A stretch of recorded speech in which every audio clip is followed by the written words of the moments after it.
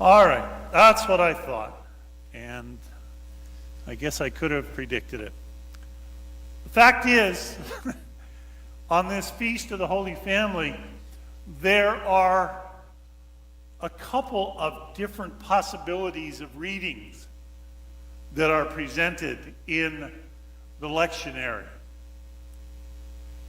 And for some reason, your missalette only printed one of the possibilities for the Old Testament reading and one of the possibilities for the New Testament reading.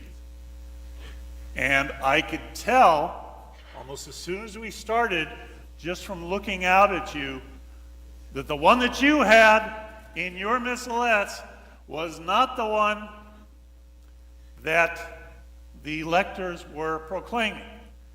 And I could tell that because it doesn't take long before people are going,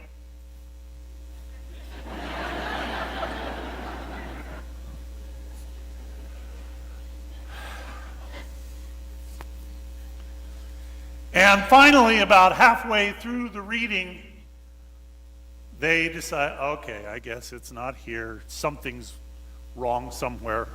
We'll bring Father John. And they close their book and they lift their head and they listen. That's why I have always maintained, and Mary can vouch for this, that those missalettes, while they may be helpful to some people, for the most part, they are the tools of the devil. Because God's word is meant to be proclaimed, and it's meant to be heard. And in doing that, there is some sort of a dynamic where it speaks to us in different ways. And when we're just reading along, it can be so easy for us to be distracted. It can be so easy for us to not really get what God is trying to say to us. You'll notice that I have not provided you with a copy of my homily so that you could read along. You will notice when you watch your TV shows, when you go to the movies, for the most part, there may be some of you, but for the most part, you don't take along a copy of the script so that you can follow along. Listening, I think, can be an undervalued sense, and especially here in church as well. So, those of you that need the missalettes, fine. But if you don't, hey, live a little, take a chance. Live on the edge. Don't use it. Listen. Life is worth being on that danger edge sometimes. Here we have Feast of the Holy Family. I'm not sure there is such a thing as a Holy Family.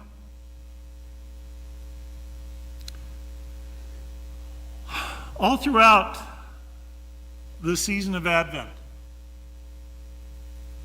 and even other times than that, but especially during Advent,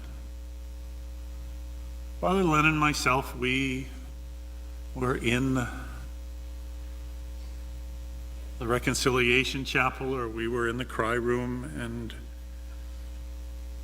hearing lots and lots of confessions. And we had the kids from St. Ignatius School come over, and we heard their confessions as well.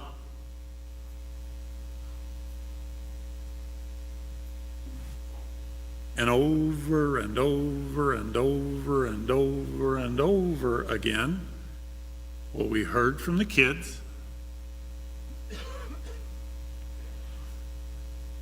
I didn't listen to my parents. I fought with my brothers and or sisters. And what I heard from adults over and over and over and over and over again,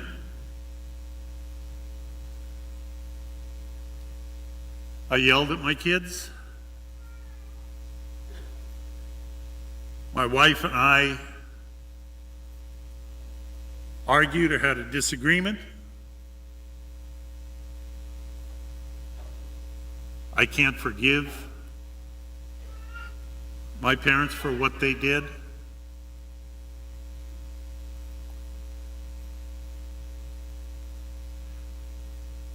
And come on, Lord, if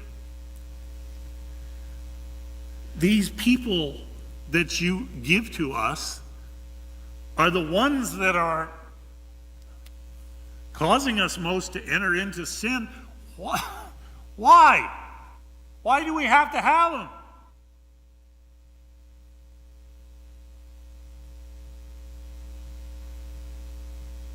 Let's admit it. Family, a lot of times, is a pain, an inconvenience, a heartache.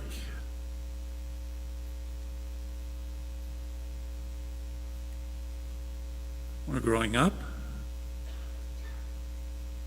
we get to an age where it's the last thing we want.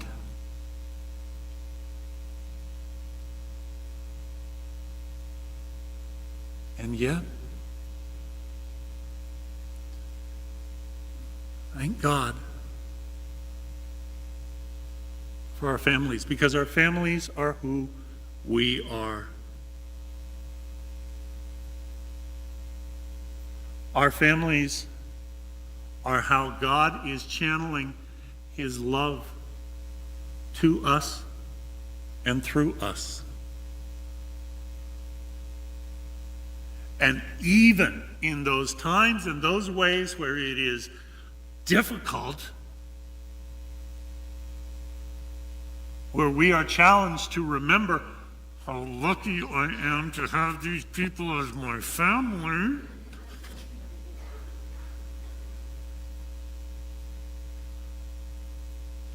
they are the blessing. Because it is with these people and it is through these people that we are called to grow in holiness. And sometimes it's a struggle. And sometimes we'd rather not. And unfortunately, too many times, we just quit trying. And that's sad.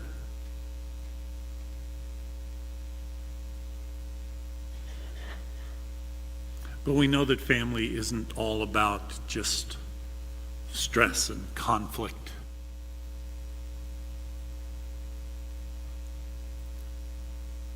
We know that family isn't just about celebration and joy and gladness.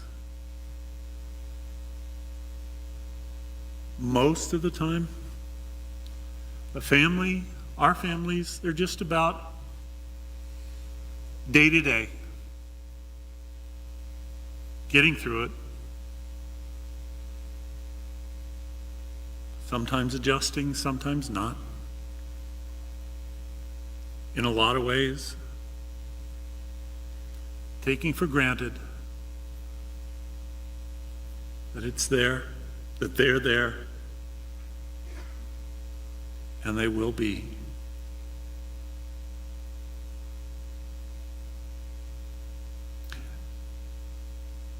It's in those times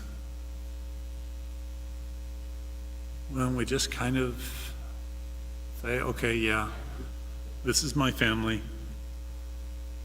There's no big deal.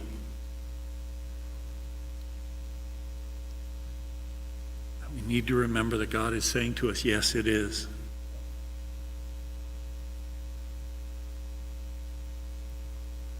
those very people that, because of the demands that work is placing on me, I hope that they will understand that I can't be there for them.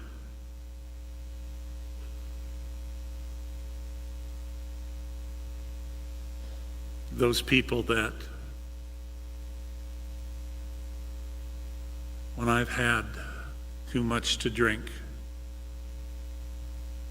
will still accept me, or my family's not all that healthy, look the other way. But through it all, family is there. And it's important that we not take that for granted. In his book, Raising Your Child to Be a Messiah, Neil Kirshen tells about the medical student who went to see a counselor about whether she should complete medical school or drop out to raise a family. The counselor suggested that she could do both with a little outside help. The student explained that she had vowed never to entrust her children to a housekeeper. The counselor asked why, and the young woman explained that when she was a young child, her wealthy parents would vacation in Europe each summer and leave her with a nanny. One year, when the girl was 11, the housekeeper suddenly quit shortly before the parents were to leave for Europe. The parents were upset that their vacation was jeopardized, but a few days before their intended departure, they found a replacement. When the daughter noticed her mother wrapping up all the family silverware and jewels, she asked why, since she had never done that before. Her mother explained that she could not trust the new maid with the family valuables. That insensitive remark stabbed the little girl in the heart. Was she not a family valuable of more worth than knives and forks? She never forgot the incident, and as she grew up, she promised herself that she would bring up her own children.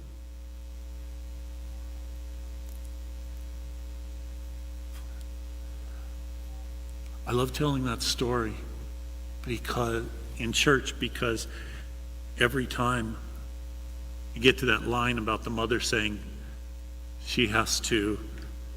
that she couldn't trust the new maid with the family valuables, I hear so many of you let out an audible moan, like you get it.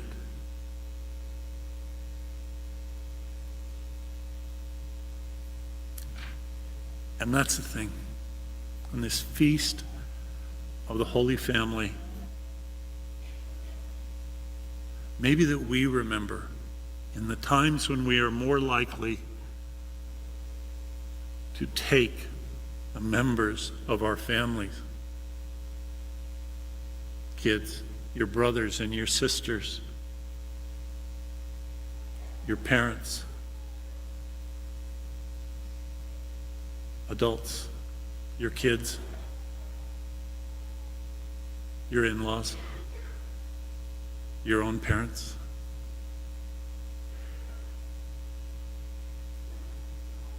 They're always there for us. They're always there with us.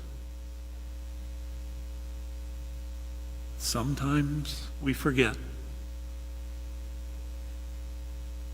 Sometimes we just say, this is important.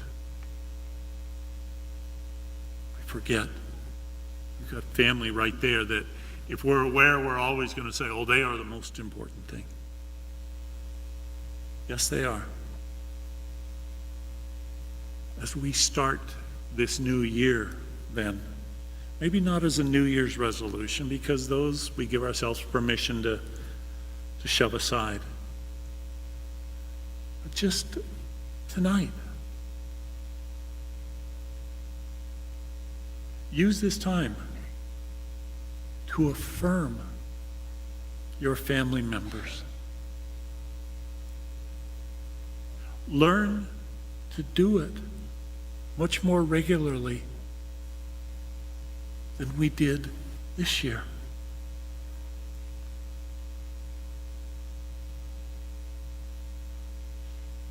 Our families are holy families because they share the love of God passed through us.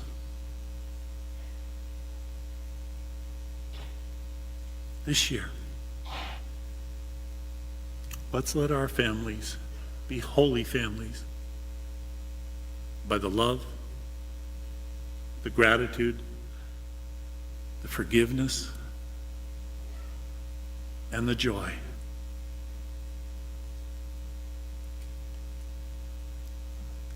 Never let the silverware be more important.